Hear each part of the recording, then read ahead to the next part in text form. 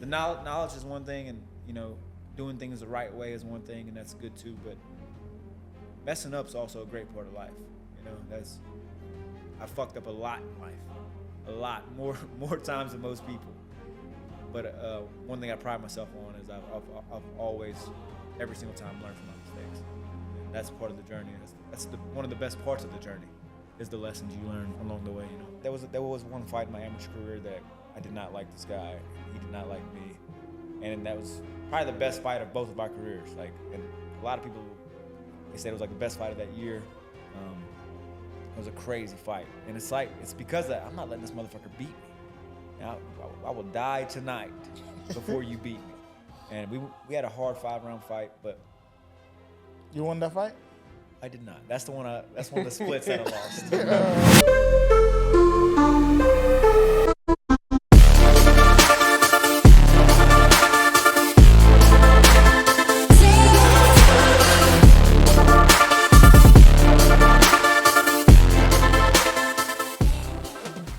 Welcome to the Haitian Kings Podcast.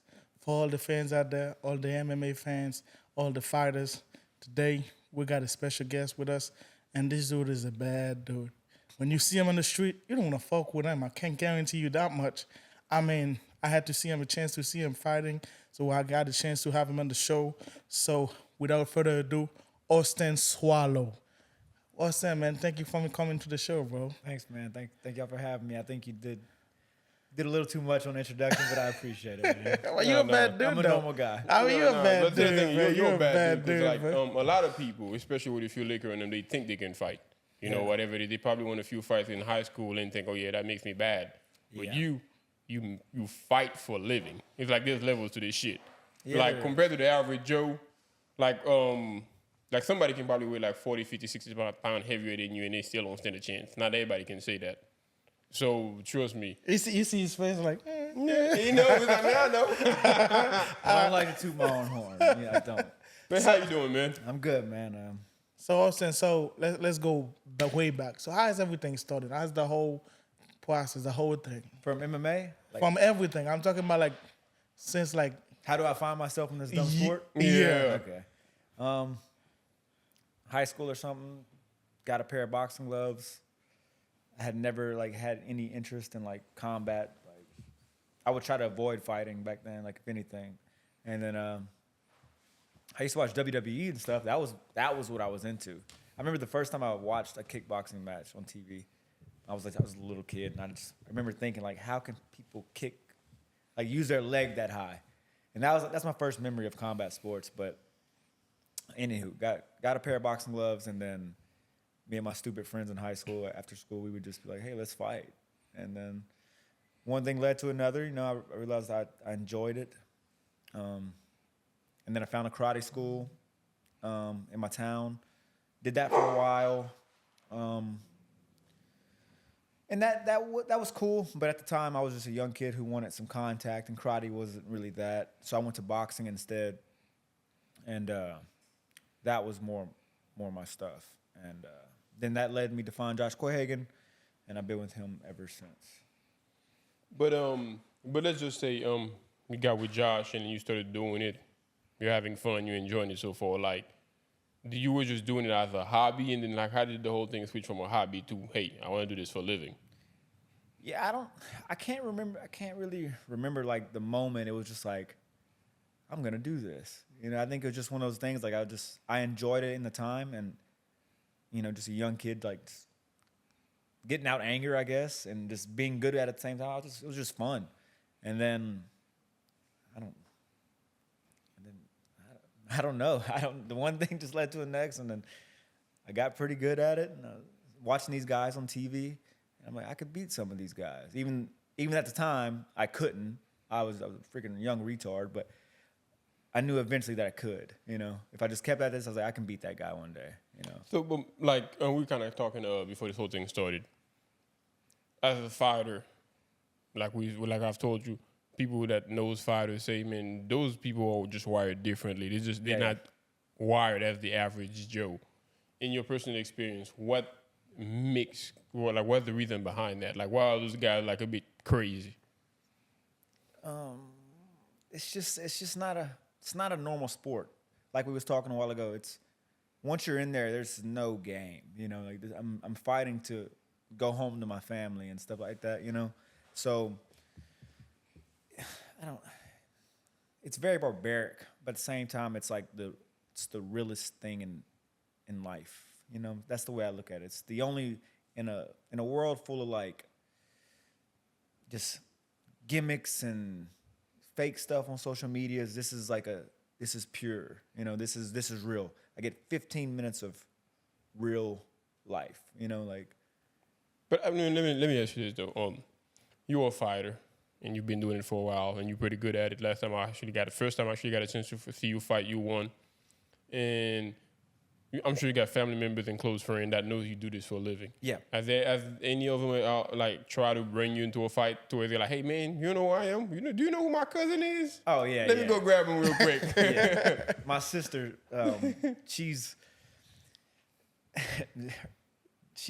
almost the worst at it, but she knows how I am. She knows I don't like that type of stuff. Leave me out of all the drama and stuff like that. But, you know, I kind of just stayed in my own lane. So that stuff doesn't happen.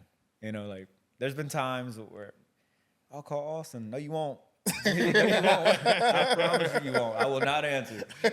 You know, yeah, I don't. So, but I mean, I'm just saying your sister calls say, hey, there's somebody hit or somebody, some shit like this. Yeah. You're not pulling up? Oh, if someone hits her, that's a little different. Okay. But, just to talk about like I got somebody that can whoop your ass right now. Yeah. It'd be different. Yeah. Just to do it for the do it. Yeah, I'm good on that. Handle yourself. I'm good. So I mean, but you know, you're such a weapon. Yeah. So let's say, for instance, like, do you ever find yourself in a situation and somebody come to you or on the club, wherever the fuck, and you're just like, man, and you feel like, boy, you don't want that smoke in your head, or you just, how you react to a situation like this? Yeah. That's why I don't go to clubs no more. I don't drink. I don't go to clubs. I don't do none of that because of those situations right there. Well, I can only say no so many times, right? Before, if this dude's drunk enough, he don't care if I don't want to fight him. You know, if he wants to fight me that bad, he can just hit me. And then, like, I have to fight. And I don't want to be in that position. But there's been times where, like, you know, I see somebody who doesn't like me and then I'm just like, look, man, just leave me alone, please. Like, if you touch me, that's one thing. Please don't touch me. Just let us go. If he did touch you, that's it. That's a wrap. Yeah, I'd probably still give him a chance. Like, hey, man, just leave me alone, man. But so what do you think that humbleness come from? Because we've asked Josh that question, Hunter, and then currently right now you. And then they get this level of humbleness. Because I know me personally, if I know I can whoop most people's ass, they getting it. Because that's how I'm looking at it, me. Right. And I'm like, where does that humbleness come from? Is it some sort of mercy? You're like, yeah, dude, you just don't know. Almost, like, as bad as it says, almost. Like, bro, it's not even. I got to go fight Hunter Smith and Josh Quahagan tomorrow night. Like, I'm not wasting my time on you. Yeah, like, I got you. I got to save this for tomorrow.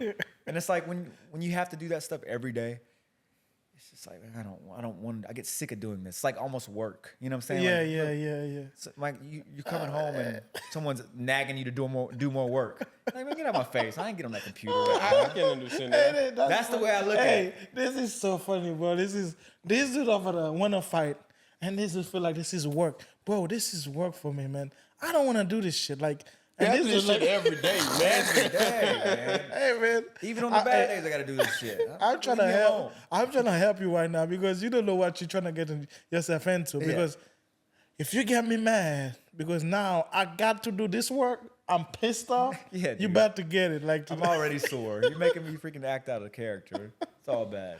But within your last fight, you won. Like within a fighter's mind, within your mind, as you were preparing for that fight, like how did you approach it? Because I'm sure as a fighter, you got to be confident. And yeah, how do somebody like you approach a fight? So that was my first fight in 2.5 years. I've been out of competing for 2.5 years. Just bad luck, life happening. Opponents kept on pulling. I did 6 training camps in a row for no reason. Like 6 fights in a row, people dropped out. So that was exhausting. So going into this one, it was almost like I believed he would show up, but at the same time, it was almost like I couldn't like make myself go 100% in, because what if he doesn't show up like the other 6 have, you know, or what if something else happens and I can't fight, and you know, and so as I was pretty focused, I try to stay in fight camp or stay in the gym no matter what's happening in life, but still there was in that back of my mind, like, am I wasting my time again? Like, is this another 2 months down the drain, focusing on this guy who's not gonna show up? And there was some issues with this fight as well. Like, the dude took 2 more fights after signing our contract, and that's a big no-no. And like, it's just it almost didn't happen. Luckily, the commission stepped in and made sure that it did happen. But yeah, all that aside, like, so once I'm kind of rambling. You're fine, man. I'm losing my track of thought. No, you're fine. You're fine. Take your time, man. I like before the fight, like, you know, like, you prepare yourself, like. Okay, let's just say like the night before the fight, like you were there, like in the backstage. Okay. You know, okay, there's somebody out there who just want to take my head off. Like, you know, it might happen, it might not happen. Yeah. Like that level of stress you're dealing with. How you cope with that before a fight? So the way I like to look at things when I'm going into a fight is I try to imagine the worst thing that could happen. I go to every fight thinking I'm dying. Every single fight. If I fought June 22nd, there is no June 23rd. For like in my head, in the training camp, like people are like, "Oh, what are you gonna do the next day?" That is not a thing to me. Like in my head, I'm dying that night. That's why I said they all a little throw. That's man. a Yeah, whole it's other so process, stupid. bro. It's like we're gonna go to like it's so stupid. But I feel like once you embrace the worst thing that could happen, like once I become okay with this guy might kill me, then it's like what the likelihood of that happening, for one, is very small. So if that doesn't happen, everything else is pretty good. And sure, I might lose a fight, but hey, I'm still alive. So to me, once you accept the worst thing that can happen, everything else is pretty easy. But kind of like you said, once you accept the worst that can happen, but as a fighter, you're still an athlete, and most athletes are like competitive. Yeah. They want to end up on top no matter what. But let's just say you put in all the training, you did everything you were supposed to do, you stayed disciplined, you push yourself, and whatever the case might be, and then at the end of the day you lose. Like as a fighter, how do you actually take that? Like, because some people, is like Hunter was saying, shake it off and keep moving. Is that the same thing that applies to you? It's the same process, Hunter. Just kind of you want to shake it off, but I lost 4 times as an amateur, and they were not easy. They messed with me very bad because I take this sport so serious, and this is like I live for this sport. It's all I know. So like when I lost, it was just depression, all that shit. It just takes a little bit for it to and then you realize it's just part of the game. Okay, I'll get better from this, and you just got to get back in the gym. If you sit on it, if you just go home and you just sit on it and go drink alcohol, whatever you want to do. That just makes it worse. Just get back in the gym and just fucking get back to work and realize it's just part of the game. Man, I mean, I had a chance to see you fighting because I can see like you fighting effortlessly. Like that you're not even trying. You're so good at it. So where you think that come from? Just years of training, man. Years of training. And I think, like we talked about, it takes a certain type of crazy to do this, and I am that crazy. You know what I'm saying? I don't fake it. There's a lot of people that will try to fake it, and that shows in fights. Like you can tell, like when you're as a fan, if you're watching, you can see somebody in there, and you can be like, he don't really enjoy this. He's in it for a paycheck or whatever. But I am that type of crazy, and this is what I live for. This is what I feel like I was made to do. And yeah, because even though when you started fighting, because I was screaming because I felt like I always say I took it personal in a sense because I had a chance to train with y'all, so I go to the gym every day. So to me, it was kind of a little personal. But then I can remember everybody, like the minute you was fighting, everybody like, oh yeah, this dude is a badass because it's showing like yo, Austin can fight. Like I mean, I see you in the gym, but not to a level like you in a real fight. And I was in the gym, it's just more playful. Yeah, just having fun. But the thing is, you said which I didn't know. You said 2 years. You didn't fight for like about 2 years or whatever. But seeing you move around in that cage, I couldn't tell. Because you look well, like, so relaxed. Yeah. I Or appreciate whatever. that. And, like, where do you think that come from, though? Training, man. You know, that's just, even though I wasn't competing, I was actively in the gym every day, you know, getting ready for a fight that I knew was going to come one day. I didn't know when, but when it came, I was going to be ready for it. And I wasn't just sitting at home, you know, not training and just waiting. I was still in gym every day working. And so I think it's that, you know, mixed with my teammates. You know, I got high-level teammates who I have to be sharp with. So even if I'm not fighting, I'm getting them ready for fights. Hunter, Nevin, all them guys. And coach. So just all that mixed with the fact that is my happy place. Like, this is what I was made to do. Why would I be stressed out in there? You know, like, this is. But I would still think some sort of tension would have got to you. Like, it's like, okay, this shit is real. Like, I'm in the moment right now to where I can lose or win. Yeah. To where, like, certain people, you can see the tenseness within them. That's for, like, especially for me, who's been watching UFC for a while, even though I don't do this shit professionally. But Right. certain fighters, you can tell some of them are relaxed and some of them are tensed up. Especially in that last fight, I don't know if you saw it, with Pereira. Mm-hmm. Them dudes, they look like, okay, this is life or death. Yeah. The way they fought. But what's so different about you to where you can approach it in such a relaxing way? Maybe it's just a gift. I try not to put too much on it. Like, it's just a fight. And I'm confident in my skills. It's just, it's just a mindset thing. Like, to me, that is my happy place. I don't know. There's no place I'd rather be. So what's your ceiling? What are you actually currently aiming for? Like 4, 5, 6, 7 years down the road, where do you actually see yourself? What's like, my goal? Yeah. I think I'll be in the UFC in a year. Damn. And then, God willing, no injuries, nothing like that, nothing crazy. Or fucking 2 more years of layoffs or whatever. God willing, none of that crap happens. I think UFC by next summer. And then I could see champion in 2 or 3 years. I don't know. So let's say right now you get to do UFC next year. Who you like eager to fight right now? Like, man, if I go in there, I want to fight this dude. I want to fight this dude. And who you feel like every time you're watching them, you're like, oh yeah, I can beat this dude. Sean O'Malley.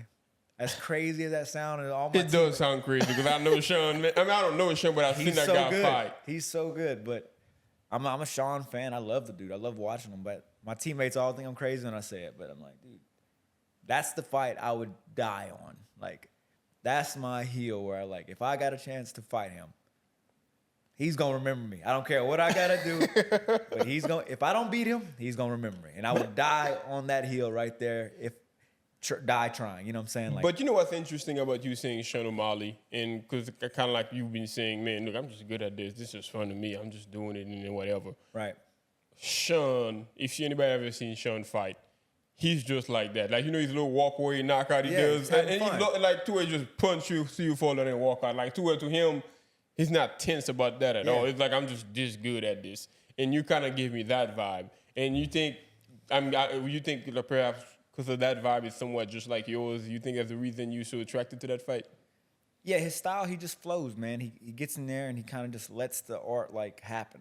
You know, like, he doesn't go in there like we talked about, trying to just hurt. Like, but it happens just because he's being himself. And his art is just, it's pretty to watch. But I think You think you can take Sean? I mean, hey, man, look, listen, it ain't for me to say. I think I knock him out, but that's just me. Maybe I could knock out this last guy, so maybe I'm tripping. But at the same time, styles make fights, and I've watched so much Sean film that whatever. Like Call me me- crazy, but I would be. But I don't call it crazy at all, because like when I always say, like, I'm a pretty confident guy myself. Like, you got to bet on yourself no matter fucking what, like whether you win or lose. And I'll always gamble on myself. every Exactly. time. So therefore, who the heck am I? I don't know how much work you put into this. I don't know how hard you wanted to say, man, I don't think you can beat Sean. But I know Sean. You're right. Like, I've seen a few fights with Sean to where that's why the dude holding the belt, because he's that good. Yeah, he is. So at the same time, who knows? He's not gonna hold that belt forever. You know, for a lot. Somebody's got to beat him. Yeah, somebody got to beat let him. me. So it might as well be you. That's how I look at it. But Sean got that speed. He's fast, very fast, and very deceptive. That's what I'm saying. Sean got that speed, and then the way like he throw those little feints. Yeah, his movement he's tricky. But you got to just shut that down. That's what people they go in there and they try to box with him and kick him in his freaking legs, and that's all that stops. You know. You know what? So let me, No, I gotta ask you this. yeah, ask him. Because I'm no fighter. Let's not get the whole shit twisted. I'm just a huge fan. Right. Pereira. Everybody know that left hook is coming. Yeah. But everybody get hit with it. Like in that sense, because it's kind of like whenever you're planning it, like Mike Tyson said, everybody got to plan until they get punched in the mouth. Yeah. It's kind of like everybody know that left hook is vicious. And it's coming at you. It's coming. And then to it, they got a guy, I forgot who he was. I think it was Sean Strickland that says he kept saying in his mind, stay away from that left hook. That left hook knocked him out. Yeah. Like, as a fighter, as a professional yourself, like, why you think that is? It's kind of like you know what's coming, but that don't mean you can stop it. I think it's just a testament to how many times like Pereira's thrown that left hook, like how good he is at that one move. Like the Bruce Lee quote says, like, I don't fear the man that throws 1,000 different kicks once. I fear the man that thrown the one strike 1,000 times. He's just a master of that technique, and he's gonna land it. But if I'm fighting him, I'm just gonna go shoot for my life. I ain't fighting that dude. I'm just gonna grab the shit out of him. He's not knocking me out. And I'm against wrestling, but at the same time, I'm not letting that motherfucker punch me. So let me ask you this. So as you as a fighter, so what's your style be like? What's your thing? Like you feel like that's your move. Yeah, what's your left hook? Like what's your left hook? Yeah, what's your move? What's your thing? I would say my calf kicks. My calf kicks are pretty. I had those hurt. What the damages on? Dude, they're so bad. They put the damaging on. Oh yeah. But I've seen some people take like 20 of them and be like, man, those are bad. But they still like, are they just pushing through adrenaline or what? Some people are just have a very like high pain tolerance, and dude, because 2 of those, like 2 or 3 placed calf kicks, dude, it's like agonizing. It shuts down your leg. Like but that wasn't in the like I said, I've been watching UFC for a minute now. The calf kick came, I want to say about 3-4 years ago. Yeah, it was. Yeah, it's fairly new. It's new. So where did that come from? Who came up with this dumb thing? Let me just kick him in the calf, and then they be like, oh shit, that shit worked. Let's keep doing it. I can't tell you who the first one to like really implement it was. Because the calf kick wasn't around for long. I know that for a fact. Maybe RDA. Maybe RDA was the first one to really implemented it. But it was one of them things, like, it just kind of looks crazy, but then you feel it, and it's like, oh, my God. But within the calf kicks, like I said, Pereira, he does calf kicks as well. And the way a lot of people like that says he throws them is just so unorthodox. It's kind of like you don't see it. He don't even twist his hips. Yeah, you're not supposed to. And he just slap you with it, and you're like, oh, shit, where did that come from? Yeah. Because I know sometimes they can catch it. They can just twitch their leg. Yeah, the check. And check it. So, like how your calf kick, are they something somewhat similar to Pereira? Yeah, so before even Pereira like popped on the scene, I was throwing my calf kicks like that. He's the only one that I've seen throw them like the way I throw them. Now, obviously, his are a lot more effective. He's like, but he throws. A lot of people think you have to turn over the shin and the hips for the calf kick, and that's just not right. That's like a thigh kick. Because they say like if you throw the hips, it's kind of like a sign to the other fighter. They can see it coming. Just need to like slice upwards. But wouldn't you think like if you twist your thigh, you put more power behind it? Yeah, but power doesn't matter if it doesn't land. I got you. So if I'm giving you a tail and it doesn't land because of that tail, sure, it might be more powerful, but if it doesn't land. Then. But a calf kick, of course, you can slow down a fighter, but it don't knock out nobody. Yeah, no. But it hurts. And you can finish people with them. Like, really? Bro, I'm telling you, 2 or 3 of them. I mean, even though me, like, when I started, you need to test like a calf kick against him, and man, I can hear how bad it hurt.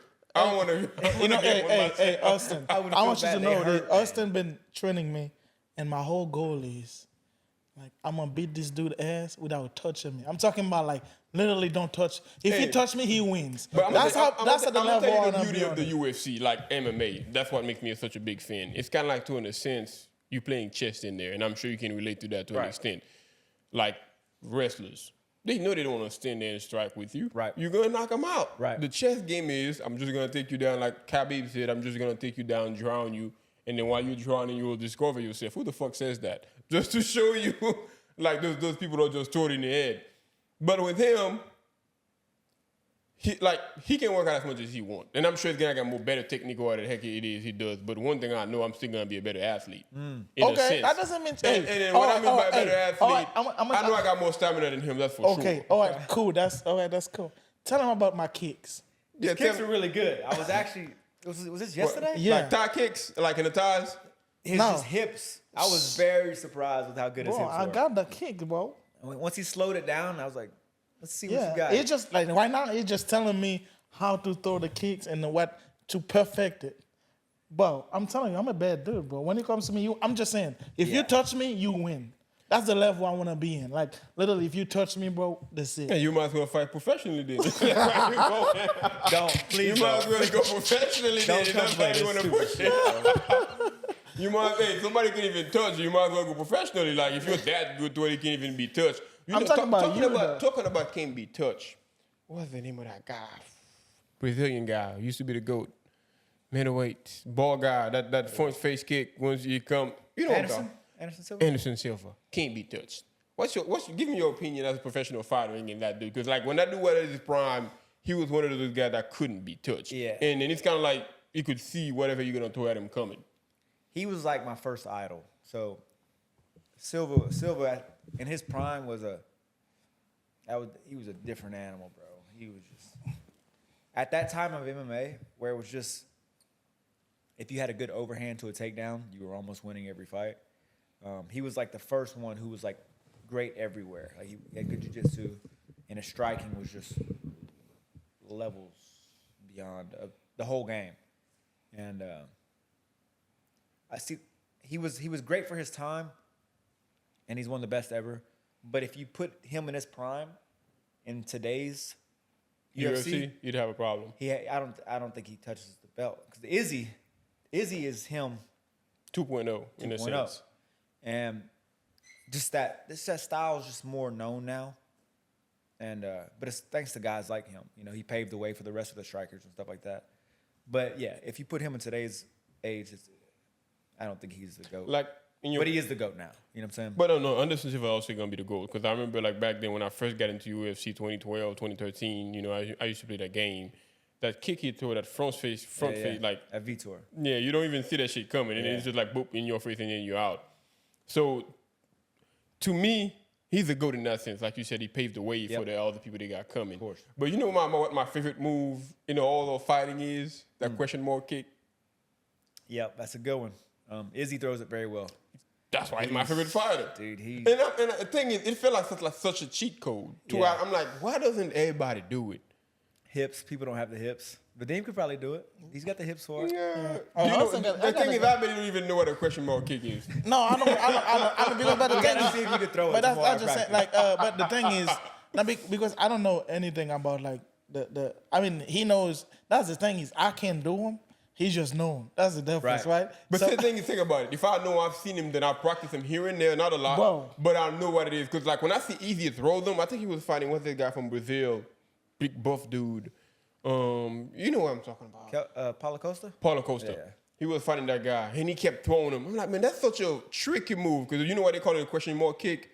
It's just like you make the kick look like it's going to go to the waist. Mm-hmm. And then like halfway, you bend it like a question mark and then hit it. Yeah, I can do that. Yeah, I mean, it's just kind of like the, in a sense, where you're like showing like you do that. The chamber. The chamber. It's the same thing. Yeah, it's the same thing. Shit, I can do that all day. Yeah. I can do that all day. We're going to do it tomorrow. Yeah. Hey, so what's your hardest skill move like for you? Like you took you a while to get that going. It took me like a move that took me a while to learn. Yeah. Maybe the question mark kick. Really? On strikes, it'd probably be the question mark kick. Really? Because it seemed like a cheat code to me. You just have to have. So I wasn't like blessed with like great hips as when I was younger or whatever. So when I got into this, it took me a while to like develop. I never thought I was gonna be able to throw a head kick in my life. When I started, I was like, dude, I'll never be able to do that. But you slim and long. I feel like that's a given. Yeah, but still, it's like when you're new to it. Right now, I wasn't like a freak athlete or I sucked at sports. This is the only thing I'm good at. You know, I tried football and baseball and all that crap, but yeah, I never thought I'd be able to throw a head kick. But so that one took a while. Just having that dexterity of just flicking it at the last second. But like within a fight, like let's just say you're within a fight, like you got a guy like right there from you. What's going into a fighter's mind? Like, I gotta keep the distance. You know, I gotta watch for this move that he's good at because I've watched plenty of videos. Like, what goes through your mind? Because like whenever I watch, because like I'm deep into this shit, I just don't practice it. Yeah. But like whenever I'm watching a podcast, they talking about it. It feels like those guys got like a million thoughts, especially the one that do it in a higher level. Yeah. They got like a million thoughts crossing their mind per second. Yeah, Is that it's a lot. the same thing you do like while you're fighting? To where they talking about like I can set him up. To where they're like, okay, I'm just gonna feint. If you block, then I'm gonna do this and this and that. It's like the same thing because it feel like they playing chess in there. Well, I think there's a lot of different fighters. I think the people who are thinking like, oh, I'm going to set this up, those are more like offensive fighters. I'm more of like a counter striker. I'm kind of He's like that. yeah, I'm kind of just gonna give you a bunch of bullshit and just wait for you to bite on something. But that's why the last fight was so hard. Dude wouldn't bite on anything. He wouldn't come forward or nothing. It was scary now. Yeah, but it was so I couldn't set up nothing because of that. But like what you said though, it's like a million thoughts. But at the same time, it's like nothing.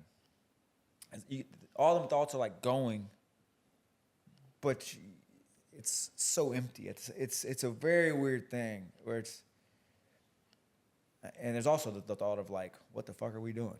You're looking at this man. He's like, and he's like, bro, why are we in here, bro? Bop, bop, bop. You know, it's so stupid. But Let me ask him this question. So let's say, for instance, like I know, like as a fighter, and you know, do you like practice like like in the mirror or something like this, a knockout like or a kick or something like you feel like I would love to knock somebody like this. If it does happen, you will lose your shit. Like, oh my God, I just did that.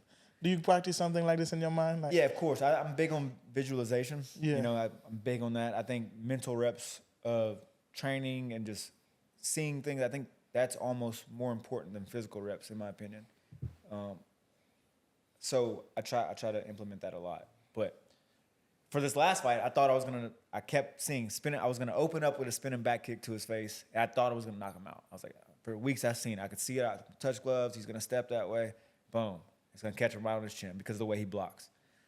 And for weeks, me and coach, every time we got on mitts, we practiced that same kick. And then right before I walk out, Nico's fighting. My teammate Nico's fighting. And I'm trying not to watch because that'll mess with your head, right? You don't want to see your teammate get beat up or whatever the case. Luckily, he won. But I did peek in like the third round. I peeked just to kind of see, you know, and Nico threw a spinning back kick. And when he did, he busted his ass. And I was like, fuck. Now I got to throw one. I can't throw it. And I was like, fuck that. I ain't throwing that. Because he missed and he busted his ass and the dude got on top. And I was like, fuck. I can't throw it then. I can't. So the weeks that I spent practicing that damn move was for nothing. Because I didn't even throw it not a single time in the fight. Like, you know what, like, why I like Easy so much? Because I feel like Easy, he just got a cool vibe about him. Like, kind of like, you know, he believes in his skills. Plus, he's into anime like I am. So that's my GOAT as far as I'm concerned. I still respect Jon Jones, but in my opinion, Easy's the GOAT. But as a fighter yourself, like you were saying, you practice something all day and whatever, and then, because if you practice it, you know you put the work behind it. Why you change your mind within a flick of a second when you saw somebody fail at it, even though, you know, hey man, maybe for all you know, Nico probably didn't put as much practice or visualize it as much as you did. It's just the way my mind works anyways. I'm very, I don't know. I overthink everything, you know, and that's just, I was like, well, fuck, what if I go out there and I throw that kick and he takes me down, he submits me, and I lose my first fight back in 2.5 years. All these things, I'm just like, it's best if we just not. Let's just play it safe and take what we can get, you know? Because, and also I saw after your fight, you were kind of coaching Hunter a little bit, like between rounds or whatever. Because I would have thought after you win your fight, you'd be so ecstatic to like, man, fuck Hunter. I want my shit. Like, good luck with him. Good luck to him. But you were still engaged to a sense where you were going in there. Like, what was your mindset within that moment? Like, you know you won your fight, but now you got to look out for like a teammate. That's just something we do at PE. You know, I think we're big on, you know, you had your moment, great. Next guy still has to have his moment, okay? Like, we can celebrate at the end of the night. But till then, my brother, he might go out there and he might die. So I got to be there for him in this time, you know? So save that till after. And I told myself before this fight, you know, being that it was taken from me for 2.5 years, that I wouldn't get, no matter what happened in this fight, I learned to like Control your emotion. Yeah, and just deal with life without fighting. Because before I had this break, my whole life was fighting. Like when I lost, like you would know, because I would get super depressed. Or when I won, I would be freaking getting drunk every night or just living it up.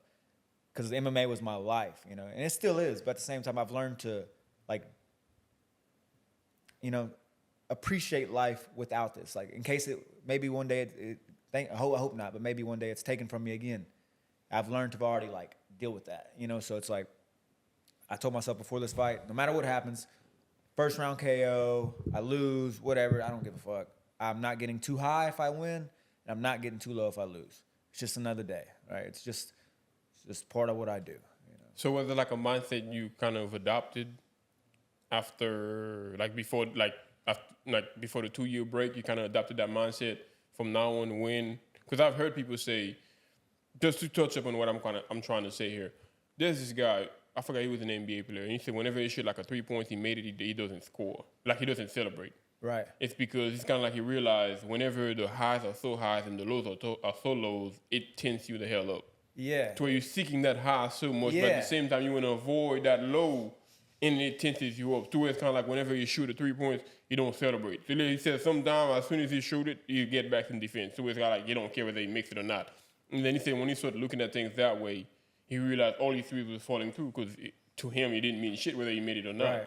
Like you feel like that's the same kind of mindset you were adopting? Yeah.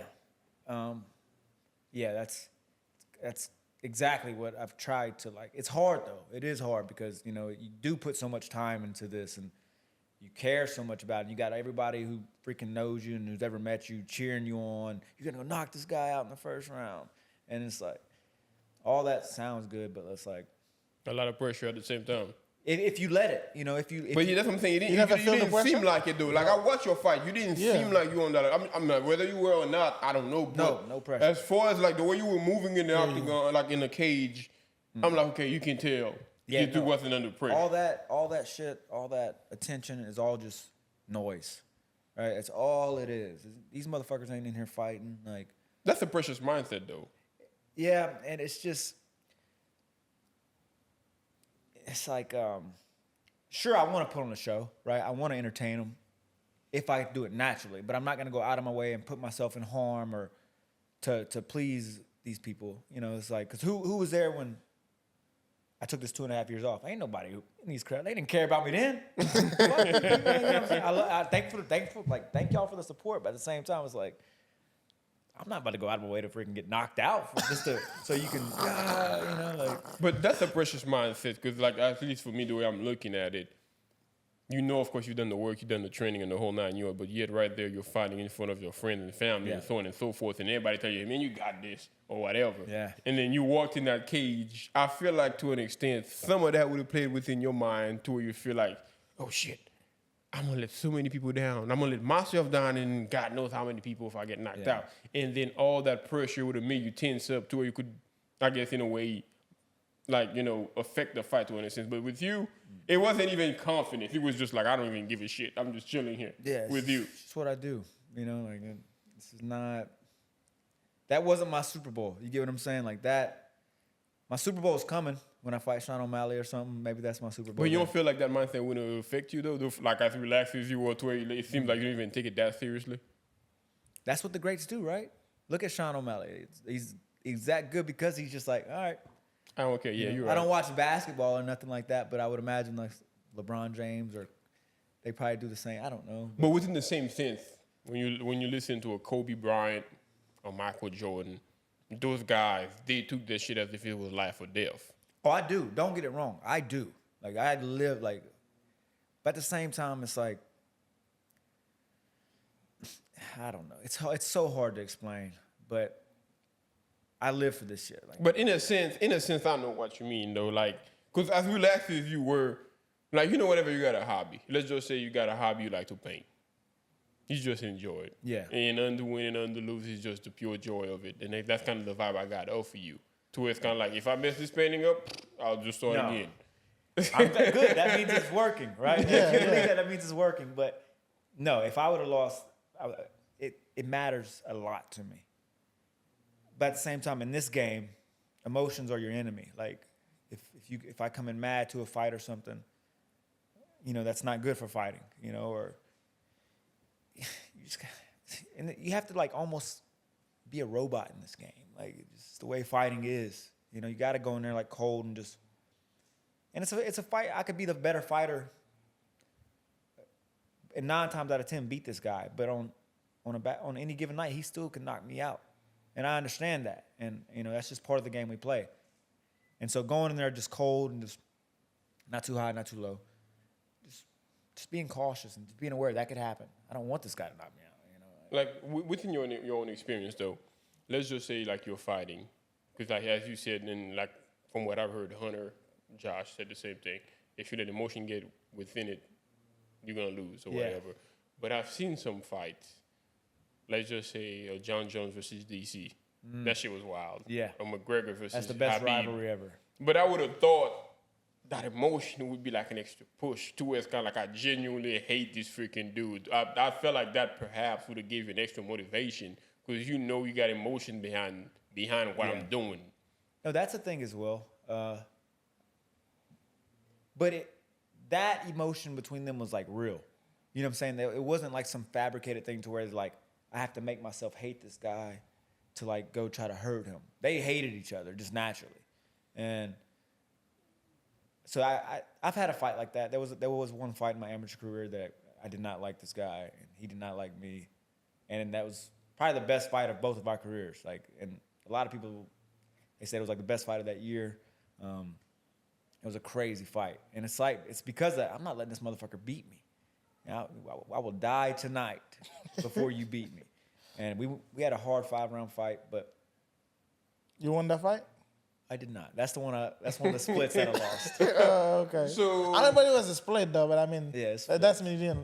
It was a decision. It was not a knockout. Yeah. But I mean, I got so I got two questions. Okay. My first question would be, what is like how many hours you train?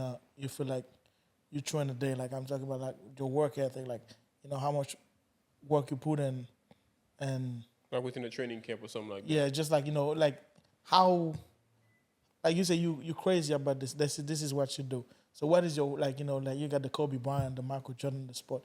How you feel like your work ethic in a day to day to the sport? I'm not the hardest worker in the room. I'll say that off the jump. There's a lot of people who work harder than me, but you gotta work smart as well. You can't just go in there and just redline your body every single day. If you go in there and you just redline your body and you're not doing any mental reps, a lot of people miss that. A lot of people just go straight physical and they don't do any mental, and that is not the way in my opinion. But when I'm in camp, I try to do 2 days at least. Train in the morning, come back at night. And it's all together usually about 4 hours a day, and then you go home, watch some film, go over some techniques or whatever, go over your sparring footage. So like whenever you're watching a film, like you're watching a film on your opponent coming up, and how do as a professional, because I'm trying to understand how a professional looks at it.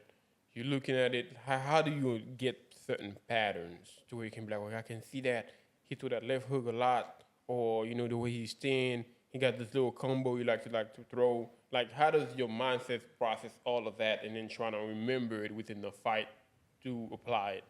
So I think with that pattern, like seeing patterns is almost like a gift. Like I have like the worst anxiety ever. Like if there's somebody with worse anxiety than me, I feel bad for you, bro. Like, this is bad. That means you might need to be in a psych ward, bud. But with that, it's like I overthink everything. But on the other side of that is I notice every little thing. So every little twitch you make, or I can tell, you know what I'm saying? I can see things before it happens because of like my attention level. You get what I'm saying? Yeah. And so that's the way my mind works. Is when I get an opponent or whatever, I watch their film, but not too much of what they're doing, just how they're reacting to certain things, and just the small tails. I don't really care about what they're throwing. I might watch their fight like three times or something like that, and I'm done. I see their tendencies or see their little habits, and okay, that's enough. I trust myself. Okay, just pick up a little, read on them, and I trust myself with the rest. But the thing is, also as a fighter yourself, you got your own tendencies, your own little patterns. Yeah. Like, you're the calf kick, like you said, in the whole 9 yard. Because you also got to keep in mind that other fighter also is watching you. Yeah. And knowing that, okay, he knows me. Like, how do you approach it? Let's just say he knows my calf kick. He's just killer. It's a killer.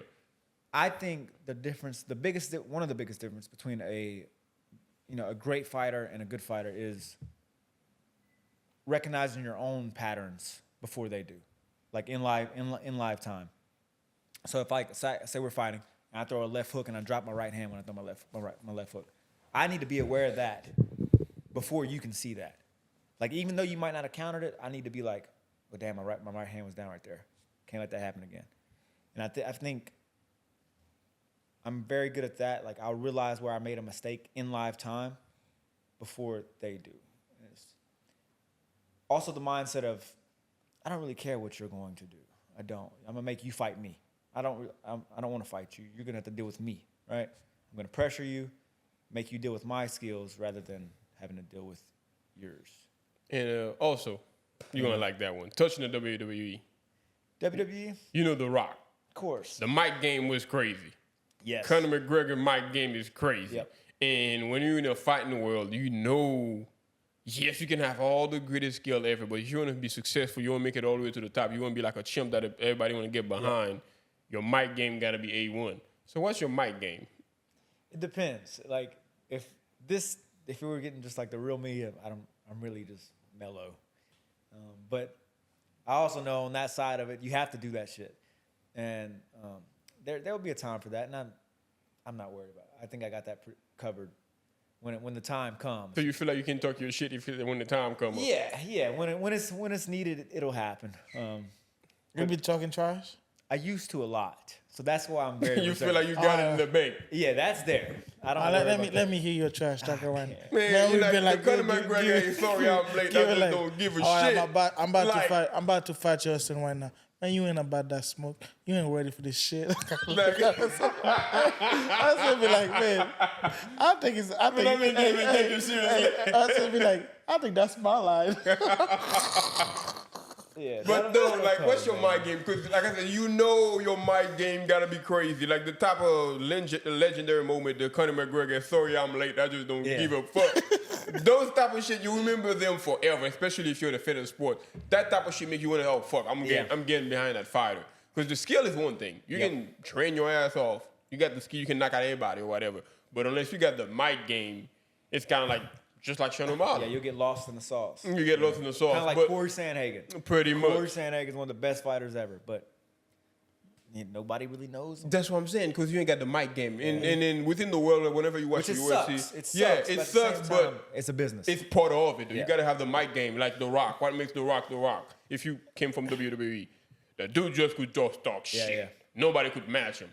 Like, like, it doesn't matter what, like, you know what I'm talking about. You came from the WWE thing. So at the same time, do you feel like, in a sense, you said you used to talk shit, you're not like that anymore, but like you said, within a year, you're seeing yourself being in the UFC. You're going to be there, and then within the UFC, the mic game got to be there. Yeah, it'll be there. It's just coming from a school with Josh.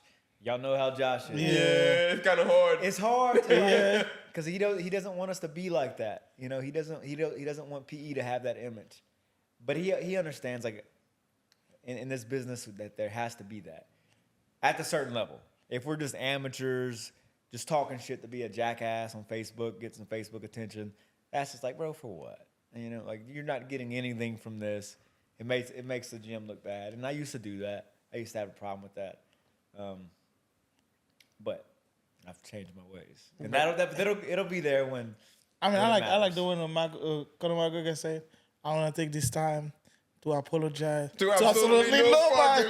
And that's what I'm saying. And that's why that man's so legendary, though. Yep. That shit was so funny, man. People just love that shit. It just don't make sense, but people just love that shit too. It's kind of like, yes, the skill is good. You gotta make people care, man. Yeah, it's kind of like, the skill is good. You can knock out anybody, whatever the case might be. But at the same time, when you got somebody who once you give them a mic, they can just entertain anybody and everybody.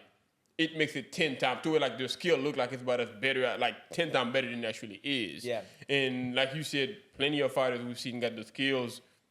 Mighty Mouse, they got everything, but they just don't got the way to talk shit behind the mic, and the world is kind of like they just get lost. You got to make people either want to see you knock somebody out or you get knocked out. And you got to make that happen.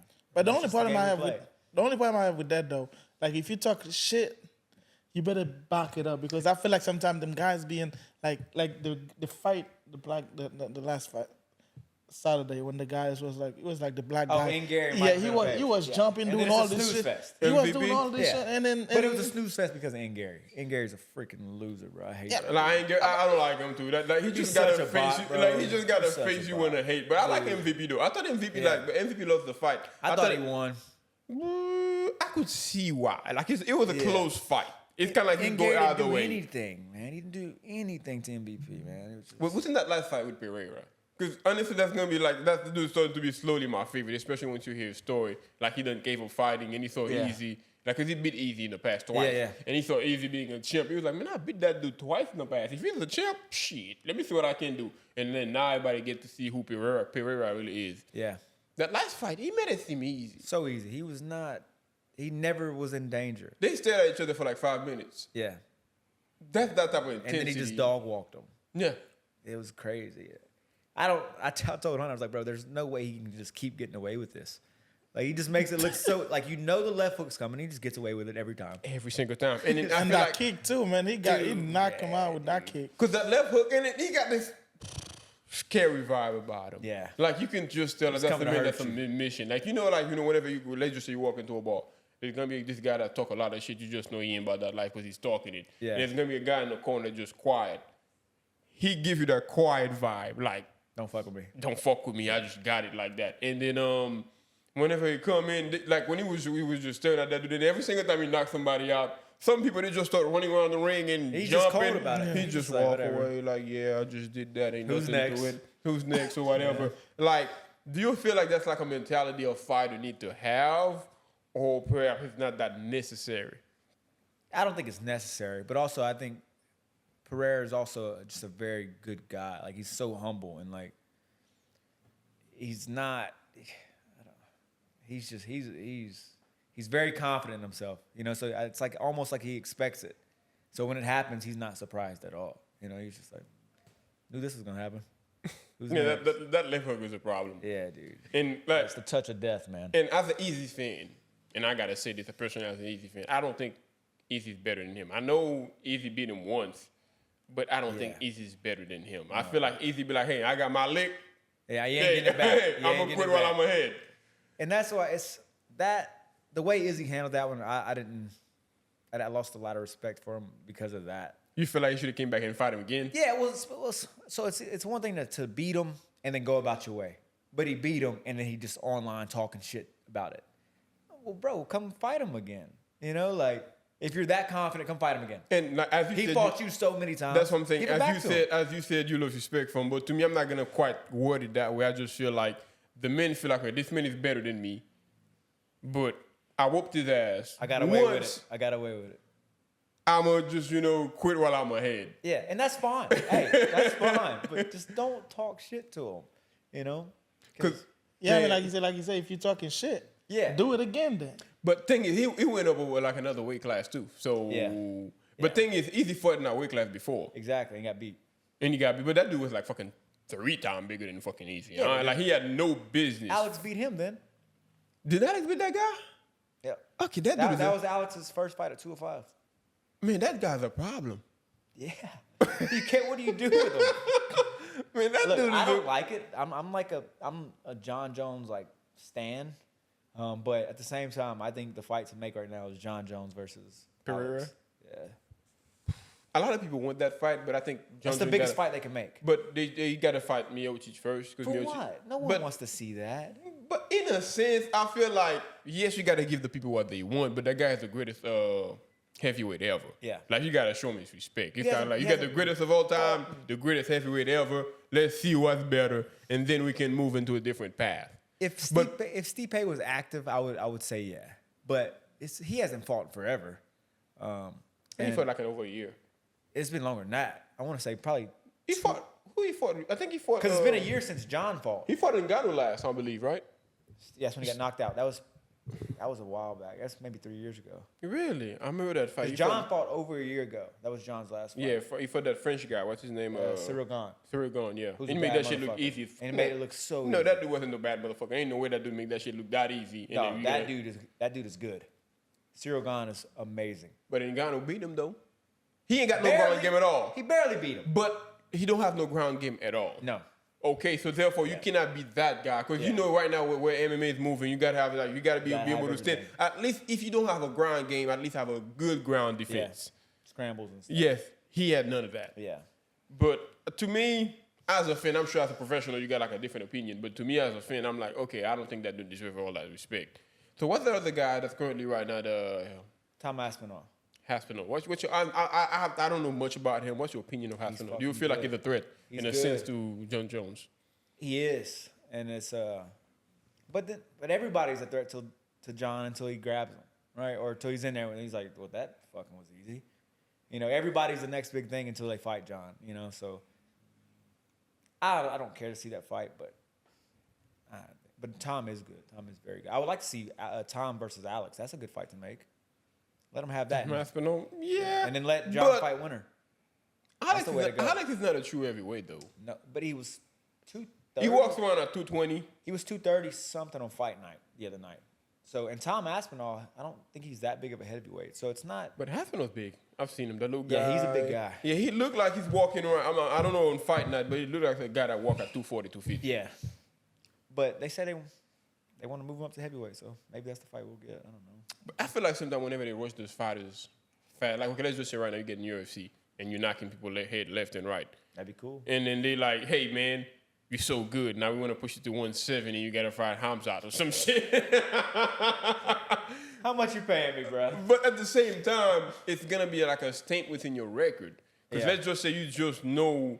Because that's his favorite fighter, by the way. He's like Khamzat. I mean, like when you're talking Yeah. talking UFC, I don't know nothing.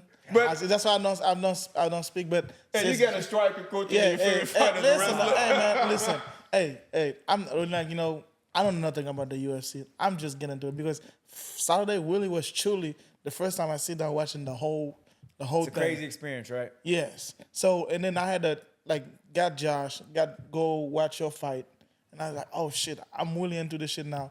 And this Saturday I got a chance to watch that 303, the whole watching the whole thing. Yep. So now I'm getting to it, but I started watching fights and shit like this. Then I fucking love Khamzat. I watch his documentary. Shit, when I love, he say, I kill everybody. I mean, but I'm just saying, I love Khamzat. So I like his work ethic. I like the way he don't think nobody can touch him. So, I mean, I know he's got that.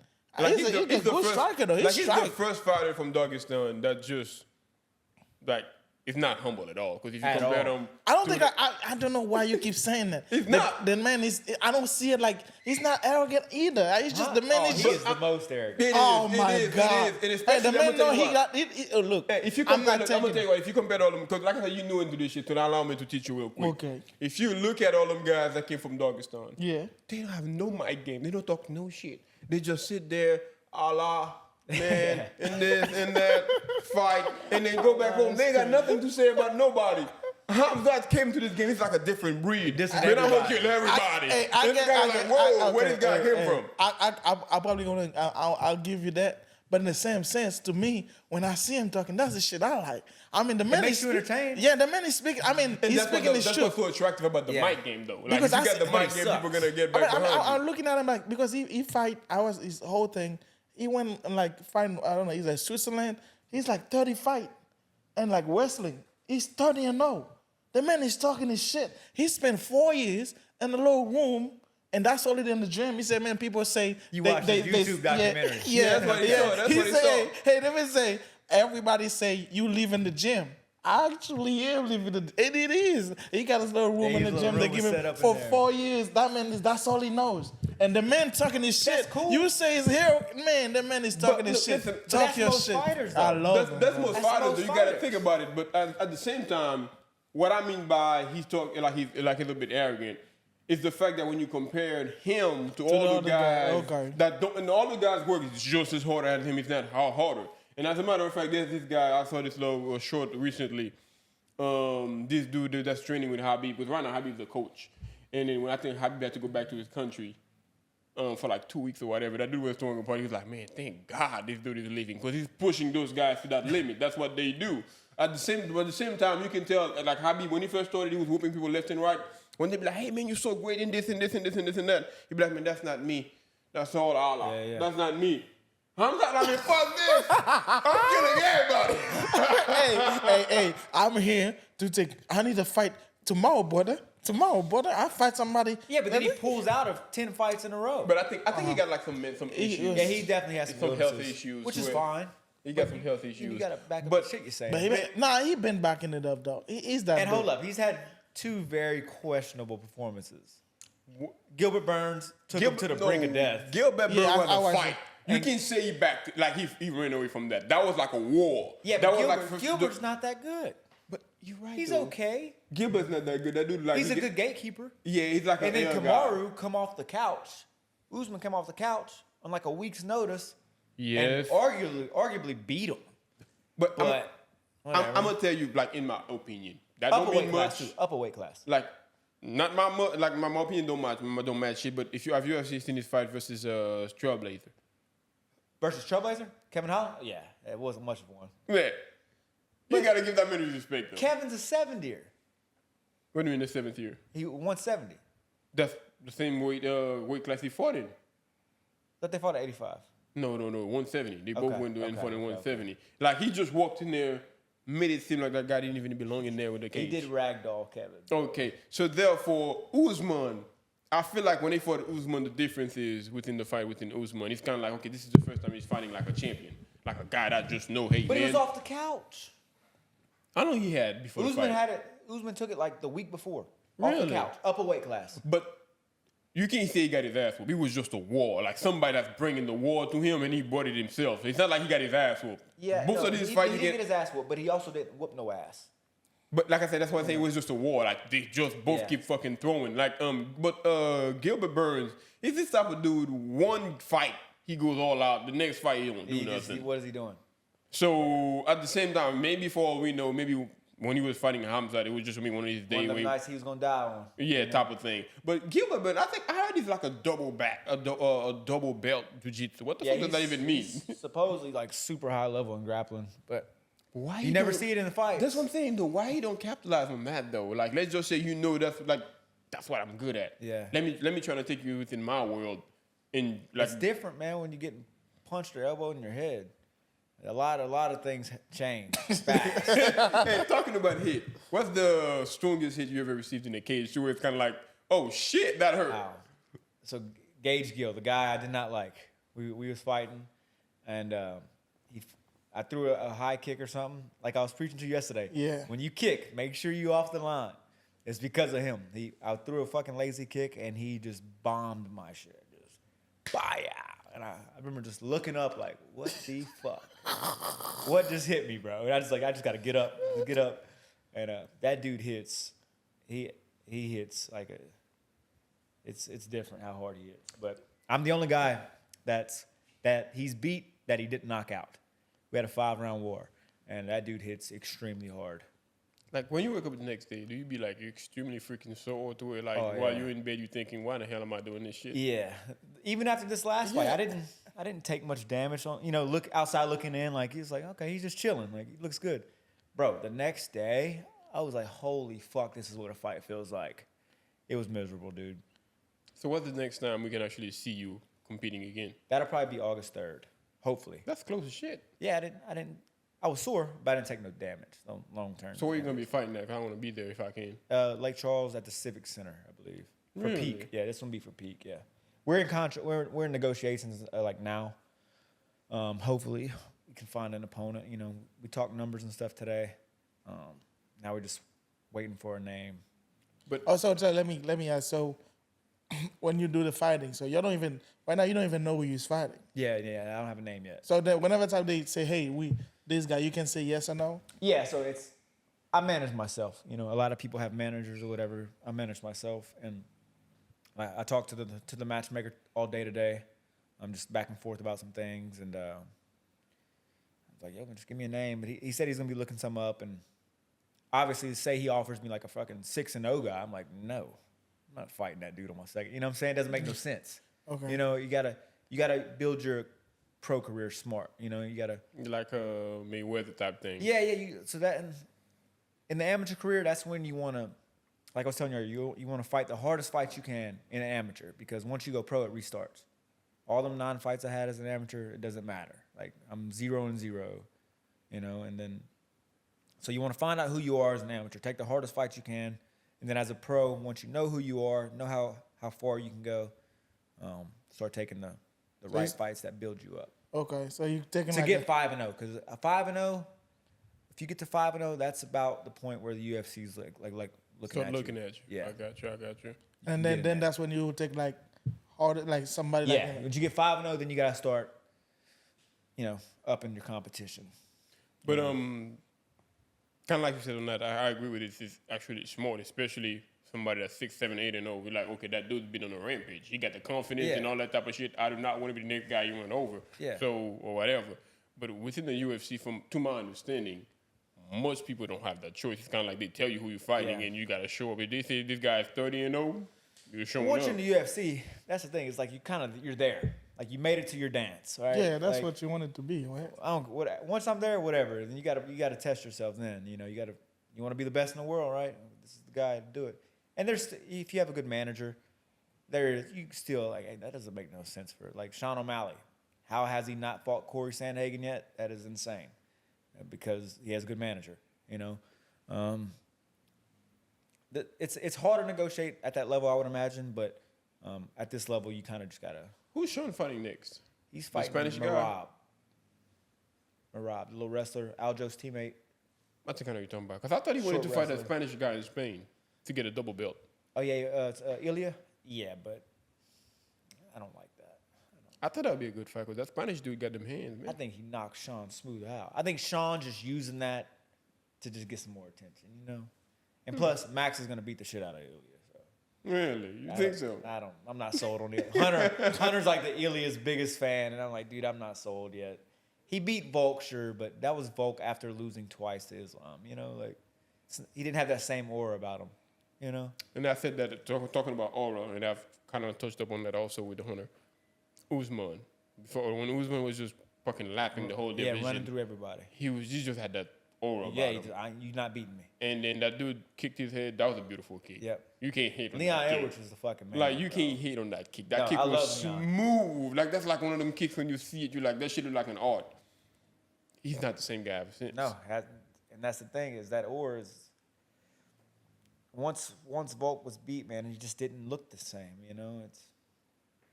That's a real thing. And them guys from Dagestan are just taking over, man. I think, like Conor said, they didn't come here to take parts. They came here to take over. Like, is it just that wrestling they got going on is such on a high level to where it's like strikers can even touch them? Like, in your professional opinion, you think that's what that is? They're just good at what they do, man. They're just really good at what they do. They have a system. You're starting to see more defenses to it now, but it's just like when the Silver thing, you know, when he brought that style over, it took a while for people to realize what was happening, you know. But as the years go on, people are getting more accustomed to that style. You feel like people are going to be like build some sort of defense Yeah, I mean, look how good Poirier did against Islam. Poirier did really good. He did really fucking Poirier good. did really good. So it's like people are starting to realize, you know, their patterns or whatever, you know, and how to stop that. So, how's your grappling game? How's my grappling game? Yeah. I hate that shit. But hey, man, if you want to go to the top, that's one thing you got to work on. And I do work on it, and that's speaking of that, it's so hard. From everybody keeps saying, "Oh man, you look great the other night." I highly disagree. I felt like I looked like an amateur. Oh my! No, see that? You look good. I mean, it's good for you to keep but that's good, pushing though. yourself and pushing I can't yourself. even watch the fight. But dude, the way you walked in there, look, as a fighter, like you said, they carry an aura and a vibe.